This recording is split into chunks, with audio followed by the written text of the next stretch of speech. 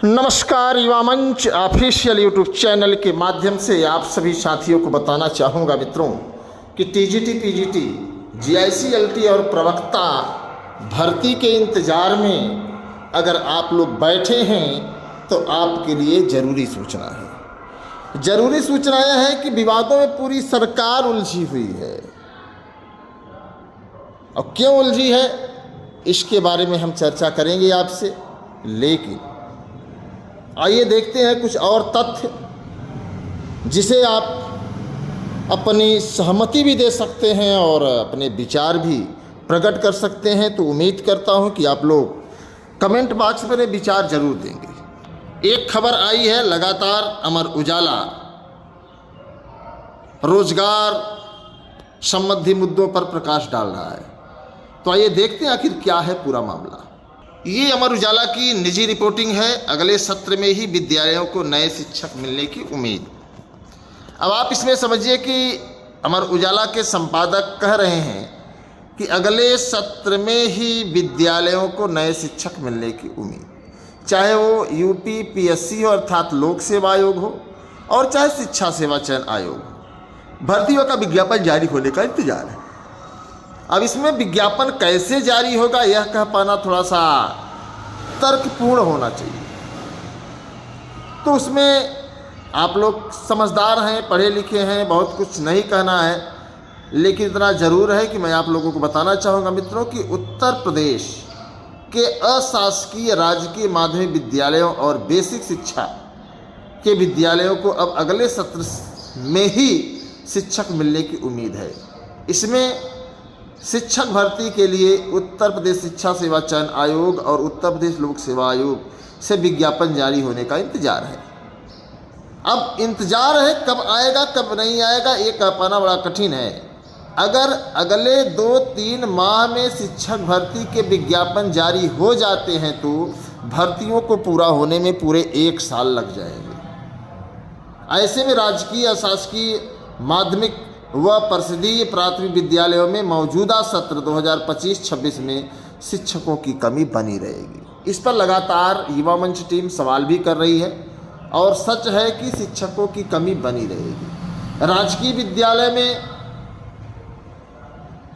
7 तो अशासकीय में 3 साल से नई भर्ती नहीं की जा सकी है। शुरुआत अब समझिए, इसमें कहा रहा है कि 3 साल और 7 साल का अंतर है। चलिए, भर्तियां शुरू करने का रास्ता भी साफ हो चुका है। ये अमर उजाला के संपादक महोदय कह रहे हैं कि भर्तियों का रास्ता भी साफ हो चुका है। राजकीय माध्यमिक विद्यालयों में एलटी ग्रेड शिक्षक भर्ती का पिछला विज्ञापन 2018 में जारी किया गया था। 7 साल बीत गए लेकिन इसके बाद कोई नई भर्ती नहीं आई। वहीं राजकीय विद्यालयों में प्रवक्ता के लिए विज्ञापन पिछले वर्ष 2020 में आया था। अभ्यर्थी प्रवक्ता पद पर नई भर्ती के लिए 5 साल से इंतजार कर रहे हैं। ये मैं नहीं कह रहा हूँ, ये आप लोग हकीकत इसको जानते हैं लेकिन मानते नहीं हैं। अशासकीय माध्यमिक विद्यालयों में भी भर्ती की स्थिति अच्छी नहीं है। सहायक अध्यापक टीजीटी व प्रवक्ता पीजी वर्ष 2022 में विज्ञापन की लिखित परीक्षा अब तक नहीं कराई जा सकी है। नई भर्ती के लिए उत्तर प्रदेश शिक्षा सेवा चयन आयोग को माध्यमिक शिक्षा निदेशालय से रिक्त पदों का अधियाचन नहीं मिलता है। वहीं बेसिक उच्च शिक्षा में भी अभ्यर्थियों को क्रमशः सहायक अध्यापक व असिस्टेंट प्रोफेसर का नया विज्ञापन जारी होने का इंतजार है। ये तो देखिए है। अब देखिए, इसमें एक जो विशेष खबर है, 2 चरणों की परीक्षा से भर्ती पूरी होने में लगेगा वक्त। राजकीय विद्यालय में एलटी ग्रेड भर्ती पहली बार 2 चरणों में परीक्षा के रूप से कराए जाने की तैयारी है। इससे पूर्व वर्ष 2018 में एक ही भर्ती हुई। 10,768 पदों पर भर्ती के लिए एकल परीक्षा आयोजित की गई थी।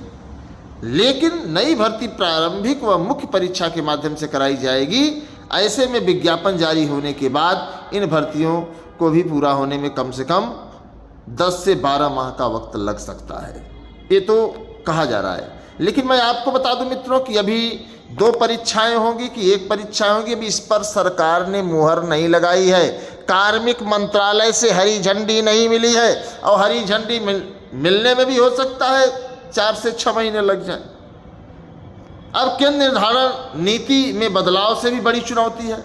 अभी आपने देखा होगा टीजीटी की परीक्षा टली, पीजीटी की परीक्षा निर्धारित है, हो सकता है वो भी टले, कुछ कहा नहीं जा सकता।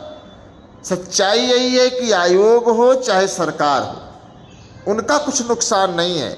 आपने परीक्षा दे फार्म डाल दिया, आवेदन कर दिया, आपके द्वारा जो भी शुल्क लगा आपने उसको दे दिया। अब आयोगों के खजाने तो लबालब भरे हुए हैं ना, आपको नौकरी मिले ना मिले ये आयोग की जिम्मेवारी नहीं है। शिक्षा व्यवस्था पटरी पर रहे उतर जाए, आयोग की जिम्मेवारी नहीं है। क्योंकि जितने भी आयोग के कर्मचारी हैं, इनके बच्चे सरकारी विद्यालय में नहीं पढ़ रहे हैं, इनके बच्चे अच्छी अच्छी एकेडमी में पढ़ रहे हैं, अच्छे अच्छे बड़े बड़े विद्यालयों में पढ़ रहे हैं। हो सकता है इसी में से किसी के बच्चे ऐसे हैं जो फॉरेन, इटली, जर्मनी, जापान पढ़ रहे हो। तो चुनौती आपके लिए भी है। चुनौती आपके लिए यह है कि आपके बच्चों की ज़िंदगी बर्बाद हो रही है, और उसी के साथ अगर आपका बच्चा तैयारी कर रहा है तो उसकी भी ज़िंदगी बर्बाद हो रही है, उसको नौकरी नहीं मिलेगी। ये व्यवस्था है।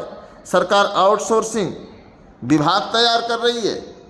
अब आउटसोर्सिंग विभाग जब बन जाएगा मंत्रालय, तब सारी भर्तियाँ आउटसोर्सिंग से होंगी। अभी आपने सुना होगा शिक्षा सेवा चयन आयोग में आउटसोर्सिंग का कर्मचारी पकड़ा गया है, जिसे एसटीएफ ने असिस्टेंट प्रोफेसर भर्ती की परीक्षा में हेरफेर करने के लिए पकड़ा है। तो अब ये चीज़ें आपको सर्वसाधारण रूप से देखने को मिलती रहेंगी, क्योंकि अब इसे रोक पाना संभव नहीं है, क्योंकि भ्रष्टाचार को लेकर के कोई खड़ा नहीं होता। क्योंकि भ्रष्टाचार को लोग शिष्टाचार मान चुके हैं, लोगों की आदत पड़ गई है। अब तो लोग ये कहते हैं कि सरकारों में भ्रष्टाचार होता ही रहेगा, किसी तरीके से अपने को एक नौकरी मिल जाए, बस यही सबसे बड़ा पुण्य का काम होगा, ये लोगों का मानना है। जबकि युवा मंच टीम लगातार शिक्षा, स्वास्थ्य, रोजगार को लेकर के भ्रष्टाचार के खिलाफ, संविदा के खिलाफ, आउटसोर्सिंग के खिलाफ आवाज़ बुलंद करती चली आ रही है। लेकिन सच्चाई यही कि संविदा के खिलाफ आवाज़ बुलंद करने में लोगों को कोई लाभ नहीं है। ऐसा तो है नहीं कि जब संविदा के खिलाफ विरोध करेंगे तो आपको सरकार नौकरी दे देगी। तो जो जहाँ व्यस्त है वहीं मस्त है, उनके ऊपर कोई फर्क नहीं है, सब अपनी दुनिया में मस्त। इसीलिए आंदोलन जब होते तो गिने चुने 2, 4, 10 चेहरे आते हैं, किसी को कोई फर्क नहीं है, जो होगा देखा जाएगा। अब अपनी बारी आएगी तो समझा जाएगा। तो सभी को अपनी बारी का इंतजार है। ये अलग बात है कि सरकारी नौकरी से सबको प्यार है, ये चीज़ें चल रही हैं। तमाम लोग तो कह रहे हैं कि हम बिहार चले जाएंगे, क्या करेंगे यूपी में, कोई मतलब नहीं है। तो ये जो तमाम प्रश्नगत चीज़ें हैं, इस पर आपकी क्या राय है? सच्चाई यही है। और एक बड़ी जो खबर है, मैं आपको स्पष्ट बता देना चाहता हूँ मित्रों की, चाहे CLT की नियमावली हो और चाहे TGT PGT की नियमावली हो, अलग अलग गुट, अलग अलग दल कोचिंग संचालकों की सहायता से अपनी बात माननीय न्यायालय में रखने के लिए एकदम कमर कस लिए हैं। अगर बात करें कंप्यूटर की, तो कंप्यूटर के अभ्यर्थियों ने मुकदमा दायर कर दिया है। अगर हम बात करें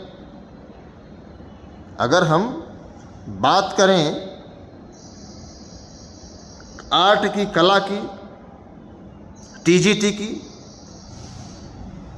तो इसमें भी मुकदमा डालने की पूरी तैयारी है। कुछ कोचिंग संचालक इस मुहिम में अपना बढ़ चढ़ करके हिस्सा भी ले रहे हैं।